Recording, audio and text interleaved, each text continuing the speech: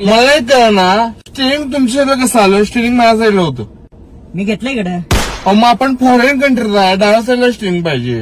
लांबड नको. गाणं लावा, झुमकावाली पोरं गाणं लावा. झुणकावाली पोरं. कुठली पोर? झुणकावाली पोरं गाणं लावा. हसायला जा रे. ठीक आहे, कोणाला हसायला?